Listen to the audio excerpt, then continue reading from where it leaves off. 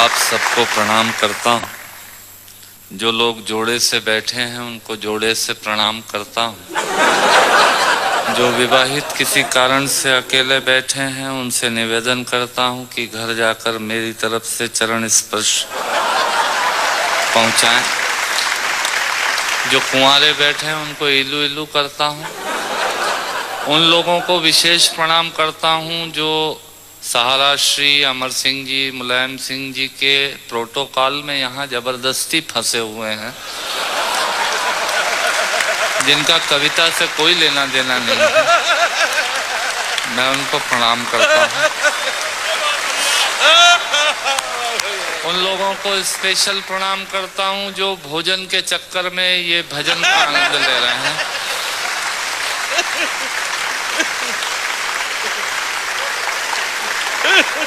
हंसना सिर्फ आदमी के नसीब में है। आपने कभी किसी गधे को हंसते हुए नहीं देखा होगा। यदि देख लें तो समझ लीजिएगा ये आदमी होने की तैयारी में है। और किसी आदमी को गुमसुम उदास बैठा देख लें तो समझ लीजिएगा कि ये वो होने की तैयारी में है।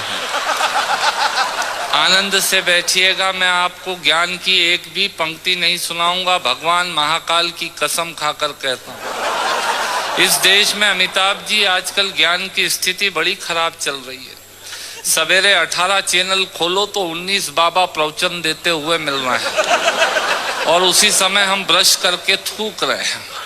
भारतीयों का कुछ हिसाब किताब समझ में नहीं आता। भारतीय आदमी अपने तरीके से जिंदगी जीता है। सहारा श्री बैठे हैं, मैं आपको बताना चाहता हूँ भारतीय आदमी होता क्या है। बेसिकली भारतीय आदमी वो होता है जो टूथब्रश के आगे वाले हिस्से के खराब हो जाने के बाद चाकू को गर्म करके उस पोर्शन को काटता है और बचे हुए हिस्से से पजामे में नाड़ा डालने का यंत्र बनाता है। ये होता है भारतीय आदमी। इधर से तालियां कम बज रही हैं, इधर का मामला ठीक है। मुझे याद है भारतीय आदमी हीथ्रो एयरपोर्ट पे, लंदन में हीथ्रो पे एयरपोर्ट पे मशीनें लगी हुई हैं पॉलिश करने की जूतों पे। एक पैर डालो पॉलिश हो जाती है, दूसरा पैर डालो पॉलिश होने के बाद वो पैर पकड़ लेती है। फिर उसमें 50 सेंट्स डालिए तो वो पैर छोड़ती है। भारतीय पहुंचा एक, उसने एक पैर एक मशीन में पॉलिश हो गई, दूसरा पैर दूसरी मशीन में फंसा दिया। मुलायम सिंह जी, मरण तो उस आदमी का हुआ जो अंग्रेज आया। उसने जैसे ही पहला पैर फंसाया मशीन ने पैर पकड़ लिया। उसकी काउंटिंग में तो 2 हो गए। भारतीय आदमी ये होता है। आखिरी उंगली के नाखून का भी ऑपरेशन नहीं हुआ, वो आपको बाईपास कराने के लिए हॉस्पिटल का सजेशन देने आ जाएंगे। ये होते हैं रायचंद। सुनिएगा, आनंद लीजिएगा और ऑब्जर्वेशन देखिएगा। दांतों से नाखून काटने का, छोटों को जबरदस्ती डांटने का, पैसे वालों को गाली बकने का, मूंगफली के ठेले से मूंगफली चखने का, कुर्सी पे बैठ के कान में पेन डालने का और रोडवेज की बस की सीट में से स्पंज निकालने का मजा ही कुछ और है। मजा ही कुछ और है। एक ही खूंटी पे ढेर सारे कपड़े टांगने का साइकोलॉजी है। एक ही खूंटी पे ढेर सारे कपड़े टांगने का, नए साल पे दुकानदार से कैलेंडर मांगने का, ये एक शौक होता है। क्यों सेठ जी इस बार कैलेंडर वैलेंडर नहीं आए क्या? मैंने कहा तेरे घर में जगह तो है नहीं टांगने की, क्या भाभी की चोटी पे टांगेगा कैलेंडर? पर आदमी मांगता जरूर है फोकट की डायरी और कैलेंडर मांगने का। एक ही खूंटी पे ढेर सारे कपड़े टांगने का, नए साल पे दुकानदार से कैलेंडर मांगने का, चलती रेल में चढ़ने का, दूसरों की चिट्ठियां पढ़ने का, मांगे हुए स्कूटर को तेज भगाने का और खुद को नींद नहीं आने पे पत्नी को जबरदस्ती जगाने का मजा ही कुछ और है। मजा ही कुछ और है। चोरी से फल फूल तोड़ने का, खराब ट्यूबलाइट और मटकों को फोड़ने का, पड़ोसन को घूर घूर के देखने का। भैया ऐसे खुश हो रहे हैं जैसे उनका चरित्र चित्रण हो रहा है। चोरी से फल फूल तोड़ने का, खराब ट्यूबलाइट और मटकों को फोड़ने का, पड़ोसन को घूर घूर के देखने का, अपना कचरा दूसरे के सामने फेंकने का, बाथरूम में बेसुरा गाने का और थूक से टिकट चिपकाने का मजे ही कुछ और है, मजे ही कुछ और है। ऑफिस में लेट आने का, फाइल को जबरदस्ती दबाने का, चाट वाले से फोकट की चटनी डलवाने का। भैया थोड़ी चटनी देना। ऑफिस में लेट आने का, फाइल को जबरदस्ती दबाने का, चाट वाले से फोकट की चटनी डलवाने का, बारात में प्रेस किए हुए कपड़ों पे फिर से प्रेस करवाने का, ससुराल में साले से पान मंगाने का और साली की पीठ पे धोल जमाने का। मजे ही कुछ और है, मजे ही कुछ और है।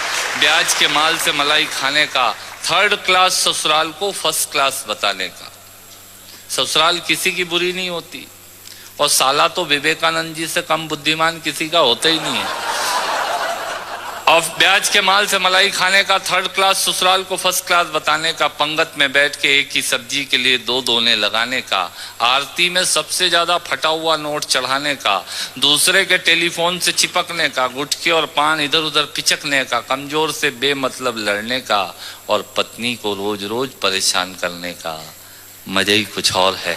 मित्रों, श्रोताओं को भी कविता सुनाने का मजा ही कुछ और होता है, पर मन मेरा उस वक्त रोता है जब मजे के लिए शब्द अपने अर्थ खो जाते हैं और कुछ श्रोता तो बैठे बैठे ही सो जाते हैं, और कुछ श्रोता तो बैठे बैठे ही सो जाते हैं। यदि आप जीवित और जागृत हैं तो प्रमाण बताइए। कविता खत्म करता हूँ, तालियां बजाइए। ये मैंने एक प्रयोग की कविता सुनाई। मैंने पिता पर कुछ पंक्तियां लिखी। अमिताभ जी, ये हरिवंश राय बच्चन जी की स्मृति में कार्यक्रम है, इसलिए मैं कुछ पंक्तियां पिता पर पढ़ना चाहता हूं, सुनिएगा। माँ पर और पिता पर कुछ पंक्तियां आपके बीच निवेदित करता हूं। आप यहाँ जितने लोग बैठे हैं, मुझे नहीं मालूम कि किनकी माँ जीवित हैं और किन्होंने माँ को खो दिया, पर मेरा व्यक्तिगत मत ये है कि जिनकी माँ जीवित हैं, जिनके पिता जीवित हैं, वो दुनिया के सबसे संपन्न लोग हैं, वो दुनिया के सबसे अमीर लोग हैं, वो दुनिया के सबसे धनाढ्य लोग हैं।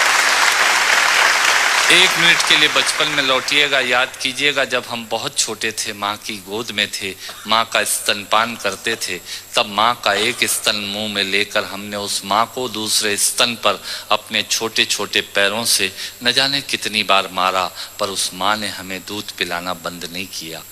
मित्रों, लात खाकर भोजन देने की शक्ति उस परमपिता परमेश्वर ने दुनिया में यदि किसी को दी है, वो सिर्फ माँ को दी है। माँ के अलावा ताकत किसी के पास नहीं है। मैं उस माँ की वंदना में कविता पढ़ता हूँ। याद कीजिएगा उन दिनों में जब हम चौके में, रसोई में बैठकर खाना खाया करते थे और माँ खाना बनाती थी। उस वक्त थाली पर बैठकर हमने जब भी इधर उधर देखा, वो माँ समझ गई और उसने नमक का डब्बा हमारी तरफ सरका दिया। हमारे बिना बोले को समझने वाली वो माँ, जब हम उसे खो देते हैं, वो माँ हमें बहुत याद आती है। वो माँ जो हमारे परीक्षा देते जाते वक्त दही की कटोरी लेकर शगुन बनकर आकर खड़ी हो जाती थी, उसे हम खो देते हैं। वो माँ हमें बहुत याद आती है। रमेश सोज की 4 पंक्तियां माननीय नेताजी यहाँ बैठे हैं, मैं पढ़ता हूँ। मुझे अच्छी लगती है कि बहुत रोते हैं लेकिन दामन हमारा नम नहीं होता, इन आँखों के बरसने का कोई मौसम नहीं होता, मैं अपने दुश्मनों के बीच भी महफूज रहता हूँ, मेरी माँ की दुआओं का खजाना कम नहीं। स्वामीनाथ पांडे की 3 पंक्तियां सुनाता हूँ। स्वामीनाथ पांडे ने 3 पंक्तियों का उपन्यास लिखा। अमिताभ जी बैठे हैं, जया जी बैठी हैं। 3 पंक्तियों में पूरा उपन्यास लिख दिया। उसने लिखा, एक विधवा माँ थी, उसके 2 बेटे थे। एक बेटा नीचे वाले माले पर रहता था, दूसरा बेटा ऊपर वाले माले पर रहता था। विधवा माँ 15 दिन एक बेटे के यहाँ खाना खाती थी, विधवा माँ 15 दिन दूसरे बेटे के यहाँ खाना खाती थी। पर ये उस विधवा माँ का दुर्भाग्य था कि साल में जो महीने 31 दिनों के होते थे, उस एक दिन उस विधवा माँ को उपवास रखना पड़ता था। 9 महीने पेट में रखने वाली माँ जब एक जवान बेटे को एक दिन भारी लगने लगी, तब इस नालायक हास्य व्यंग के कवि ने कुछ पंक्तियां माँ के लिए लिखी। सुनिएगा, यात्रा कीजिएगा मेरे साथ। माँ संवेदना है, भावना है, एहसास है, माँ माँ माँ संवेदना है, भावना है, एहसास है। माँ माँ जीवन के फूलों में खुशबू का वास है। माँ माँ रोते हुए बच्चे का खुशनुमा पलना है। माँ माँ मरुथल में नदी या मीठा सा झरना है। माँ माँ मरुथल में नदी या मीठा सा झरना है। माँ माँ लोरी है, गीत है, प्यारी सी थाप है। माँ माँ पूजा की थाली है, मंत्रों का जाप है। माँ माँ आँखों का सिसकता हुआ किनारा है। माँ माँ गालों पर पप्पी है, ममता की धारा है। माँ माँ झुलसते दिनों में कोयल की बोली है। माँ माँ मेहंदी है, कुमकुम है, सिंदूर है, रोली है। माँ माँ कलम है, दवात है, स्याही है। माँ परमात्मा की स्वयं एक गवाही है। माँ माँ त्याग है, तपस्या है, सेवा है। माँ माँ फूंक से ठंडा किया हुआ कलेवा है। माँ माँ अनुष्ठान है, साधना है, जीवन का हवन है। माँ माँ जिंदगी के मोहल्ले में आत्मा का भवन है। माँ माँ चूड़ी वाले हाथों के मजबूत कंधों का नाम है। माँ माँ काशी है, काबा है और चारों धाम है। माँ माँ चिंता है, याद है, हिचकी है। माँ माँ बच्चे की चोट पर सिसकी है। माँ माँ चूल्हा, धुआं, रोटी और हाथों का छाला है। माँ माँ जिंदगी की कड़वाहट में अमृत का प्याला है। माँ माँ पृथ्वी है, जगत है, धूरी है। माँ बिना इस सृष्टि की कल्पना अधूरी है। तो माँ की ये कथा अनादि है, ये अध्याय नहीं है और माँ का जीवन में कोई पर्याय नहीं। और माँ का जीवन में कोई पर्याय नहीं है। तो माँ का महत्व दुनिया में कम हो नहीं सकता और माँ जैसा दुनिया में कुछ हो नहीं सकता। माँ जैसा दुनिया में कुछ हो नहीं सकता। तो मैं कविता की ये पंक्तियां माँ के नाम करता हूँ। मैं दुनिया की सब माताओं को प्रणाम करता हूँ। पर कहा साहब के बिना पिता के माँ का अस्तित्व नहीं होता।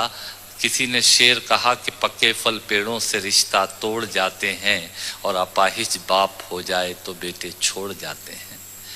पिता जब पुत्र को बाजार में ले जाता है और जेब में 50 रुपए होते हैं और बच्चा 200 रुपए के सामान को खरीदने की जिद करता है, उस वक्त एक पिता की विवशता और बच्चे की जिद, इसके बीच के एहसास में खड़े होकर पंक्तियां सुनिएगा। पिता क्या होता है।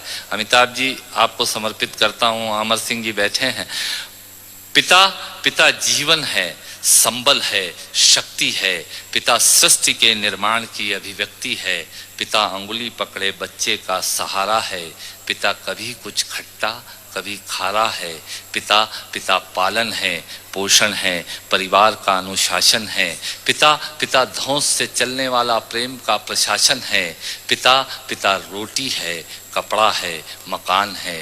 पिता पिता छोटे से परिंदे का बड़ा आसमान है। पिता छोटे से परिंदे का बड़ा आसमान है। पिता पिता अप्रदर्शित अनंत प्यार है। पिता है तो बच्चों को इंतजार है। पिता से ही बच्चों के ढेर सारे सपने हैं। पिता है तो बाजार के सब खिलौने अपने हैं। पिता है तो बाजार के सब खिलौने अपने हैं। पिता से परिवार में प्रतिपल राग है।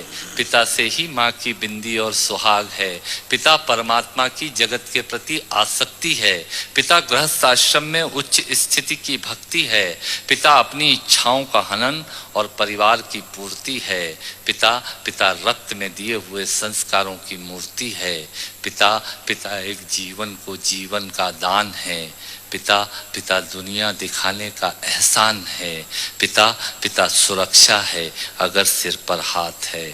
पिता नहीं तो बचपन अनाथ है। पिता नहीं तो बचपन अनाथ है। पिता नहीं तो बचपन अनाथ है। तो पिता से बड़ा तुम अपना नाम करो। पिता का अपमान नहीं, उन पर अभिमान करो, क्योंकि माँ बाप की कमी को कोई पाट नहीं सकता और ईश्वर भी इनके आशीषों को काट नहीं सकता। और ईश्वर भी इनके आशीषों को काट नहीं सकता। विश्व में किसी भी देवता का स्थान दूजा है, माँ बाप की सेवा ही सबसे बड़ी पूजा है। विश्व में किसी भी तीर्थ की यात्राएं व्यर्थ हैं, यदि बेटे के होते माँ बाप असमर्थ हैं। यदि बेटे के होते माँ बाप असमर्थ हैं, वो खुश नसीब हैं माँ बाप जिनके साथ होते हैं, क्योंकि माँ बाप के आशीषों के हाथ हजारों हाथ होते हैं।